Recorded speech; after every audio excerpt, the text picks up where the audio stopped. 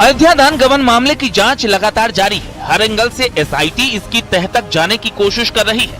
पहले अविनाश शुक्ला को 13 घंटे के रिमांड पर लेकर अहम सबूत जुटाए गए। वहीं अब पुलिस मामले के 3 आरोपी लवकुश मिश्रा, अनुकल्प मिश्रा और करुणेश पांडे को 40 घंटे की रिमांड पर लेकर पूछताछ में जुट गई है। माना जा रहा है कि बीते दिनों अविनाश के रिमांड पर आने पर कई अहम सुराग मिले थे, जिसको लेकर के अब इनसे पूछताछ की जा रही है। इसी क्रम में अनुकल्प के चाचा को भी पुलिस ने उठाया है, उनसे भी पूछताछ की जा रही है। इसके साथ ही इनायत नगर, जहां पर अनुकल्प का घर बताया जा रहा है, उस जगह पर एक सराफा व्यवसायी को भी पुलिस ने उठाया है और ये आरोप है कि यहीं पर सोना गलाया जा रहा था। दान गबन की जारी जांच के बीच आरोपियों की निशानदेही पर पुलिस ने चंदे की पुरानी फर्जी रसीद बुक बरामद की है। सूत्रों के मुताबिक पुलिस जांच में आरोपियों ने इस बात को कबूला है कि आरोपी न केवल चंदा चोरी करते थे, बल्कि फर्जी रसीद काट कर चंदा देने वालों से पैसे भी ऐंठ लेते थे। रसीद पर श्री राम जन्मभूमि तीर्थ क्षेत्र का लोगो बनवाया गया, जो बिल्कुल असली रसीद की तरह ही दिखती थी। सुबह 7 बजे खुद राम मंदिर के कोषाध्यक्ष गोविंद देवगिरी के द्वारा चंपत राय के आवास पर जाकर वहां मुलाकात की गई। लगभग 2 घंटे उनसे मुलाकात हुई। इसके बाद से लगातार, जब से वैदेही भवन पहुंचे हैं, तब से लगातार जो मिलने वालों का सिलसिला है वो लगातार चल रहा है। इसमें राम मंदिर ट्रस्ट के सदस्य रहे राजा विमलेंद्र मोहन प्रताप मिश्र के पुत्र यतीन्द्र मोहन मिश्र ने इनसे मुलाकात की। वहीं ICICI बैंक के जो जिम्मेदार थे वो भी आज पहुंचे थे और कोषाध्यक्ष से मुलाकात की थी। इसके साथ ही अयोध्या के संत समाज के लोगों का एक प्रतिनिधिमंडल भी महाराज से मिलने आया था, जहां पर महाराज गोविंद देवगिरी से उन लोगों ने बंद कमरे में वार्ता की और राम मंदिर ट्रस्ट के क्रियाकलापों की अब तक की जो जानकारी स्थानीय स्तर पर हो सकती वो दी। एक और एसआईटी की जांच चल रही है तो दूसरी ओर ट्रस्ट के कोषाध्यक्ष गोविंद देवगिरी बैठक पर बैठक कर रहे हैं। सबसे पहले गोविंद देवगिरी ट्रस्ट के पूर्व महासचिव चंपत राय से मिले। तीर्थ क्षेत्र भवन में करीब 2 घंटे तक दोनों के बीच बातचीत हुई। सूत्रों के मुताबिक ट्रस्ट के कुछ सदस्यों की इन्वॉल्वमेंट की जानकारी चंपत राय ने दी है।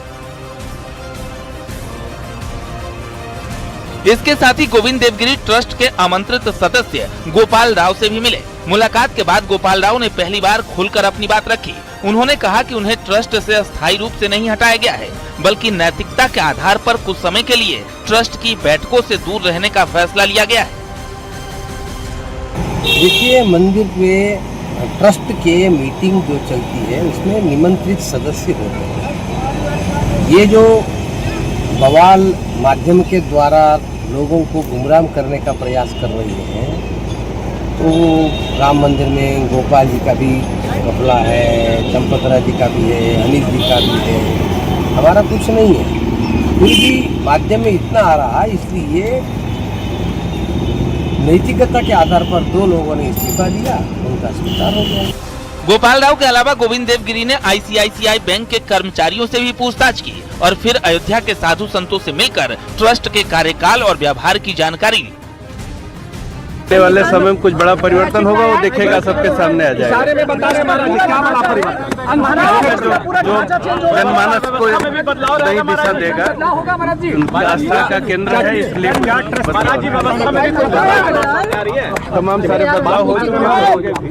महाराज जी एक चीज जानना चाहेंगे, किस तरह से ट्रस्ट की व्यवस्था बदलने की बात हो रही है, CEO की नियुक्ति करने की बात हो रही है? अभी ऐसी कोई बात नहीं है, अभी ऐसी कोई बात।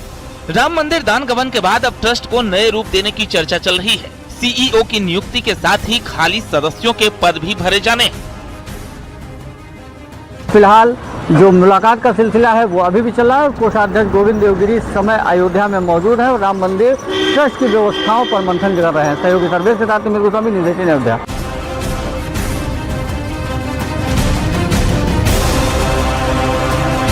अयोध्या दान गबन मामले की जांच लगातार जारी है। हर एंगल से एसआईटी इसकी तह तक जाने की कोशिश कर रही है।